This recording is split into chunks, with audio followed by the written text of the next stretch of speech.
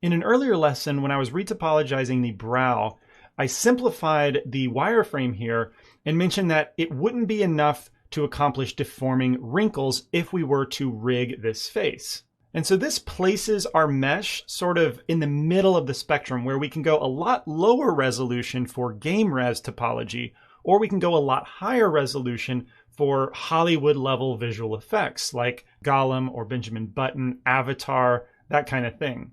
And so since we just came from the topic of shrink wrap modifier, I wanted to show you another application of that technique to upres your base mesh, just in case you wanted to create the absolute highest quality deforming face mesh. And so instead of using this example, which could be applicable, but you can see at the sculpture level, there's not that many wrinkles that make this technique obvious. Instead, I want to demonstrate this on the Abraham Lincoln head, which if we look at this sculpture, there's very deep set wrinkles that would definitely need to be part of the base mesh. However, if we reveal our retopology and the edge flow, it's very similar to the head we've retopologized up until this point in terms of density, and it's not enough to capture that wrinkle detail. And so going back to our shrink wrap approach, if we add a subsurf modifier and leave it only at a level of 1, then add our shrink wrap modifier, select our target, and I already have a vertex group built in to limit which parts of the mesh shrink. And let's go ahead and get rid of our mirror modifier. We're now going to make this single level of shrink wrapped subdivision our base by tapping to object mode and applying the subsurf and applying the shrink wrap modifier.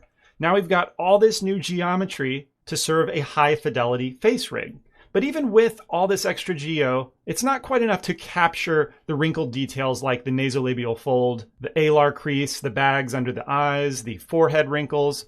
So what I would do is modify this mesh to reinforce such details. So to modify this mesh, I can't see the details underneath.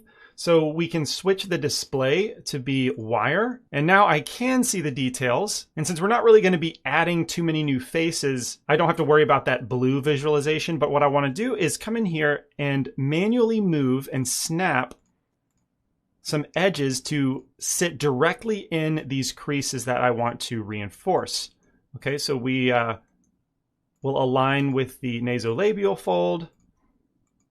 And the shrink wrap modifier gets really close, but there is going to be some spots where it gets off, especially when we're trying to get this precise. So this process is fairly manual, but it's kind of necessary for that, highest quality face deformation. So with these edges moved into place to capture the nasolabial fold and capture the alar crease, I'll select those edges, Control B, and bevel them out. We'll use our percent mode instead of offset.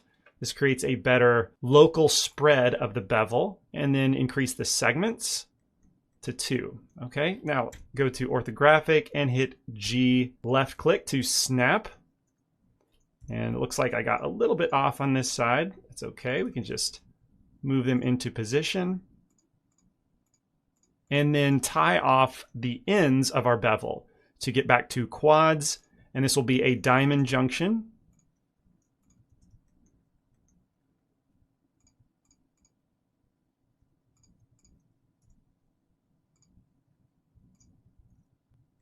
And now if I switch back to our shaded view and into object mode, we can clearly see that that wrinkle is now built into the base mesh, which means we can accomplish deformation at the wrinkle level. Now, of course, you would only do this for the highest level application, the most realistic animated face you could possibly muster, but you would want to do a pass over the entire head, including the wrinkles under the eye, which would react to eye deformations.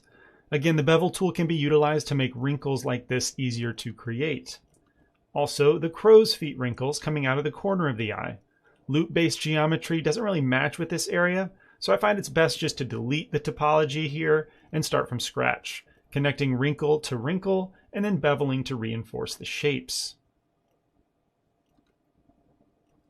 This is also the time where you would want to build in asymmetry into the mesh, especially with someone like Abraham Lincoln, who is very asymmetrical. I'm going to add a mirror modifier, and you want to do as many changes as you can to one side, stuff that will transition to the other side. Like the crow's feet are probably going to be the same. There wasn't a whole lot of asymmetry, as I remember, on the upper half of his face. So once I've built those in, we can apply the mirror modifier and make changes across the horizon of symmetry. One of them being the wrinkles in the forehead. Another ideal candidate for the bevel tool. This diamond junction approach for turning one edge into three is incredibly useful for wrinkly details. And as you can see, a bevel operation with 2 segments does most of the work for us.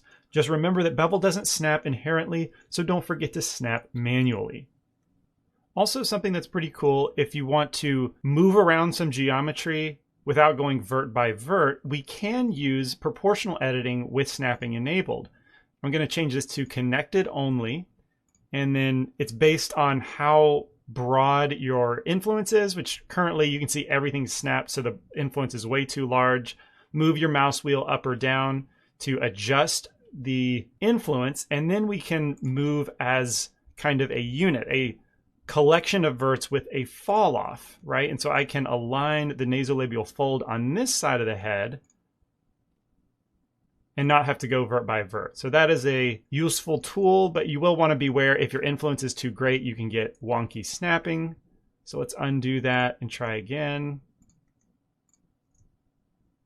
And for the extremely asymmetrical part of his mouth, you would want to disable snapping. I'll still do it with proportional editing enabled, though probably disable connected only and kind of move this to the center to compensate for how his bottom lip. Why can't I select that vert? There we go.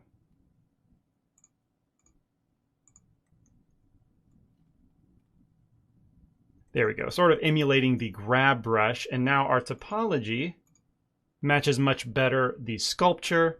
And keep in mind, you'd want to do a pass over the entire head, get all of the wrinkles that would be part of a deforming rig, and then you could tie back into multi-res like we did.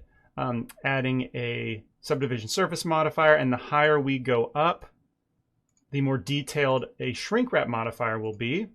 And we should still be able to limit our shrink by that same vertex group. Yeah, and that works pretty well. Couple little glitches to clean up, but from here we tie into multi-resolution. But that's how I would up-res a base mesh for maximum fidelity in a riggable face. And I know that was a dip into the very deep end of the CG character pool. We're not going to implement this with our portrait head, but since we were around this subject, I figured it was useful information for probably the few of you that want to do this kind of thing.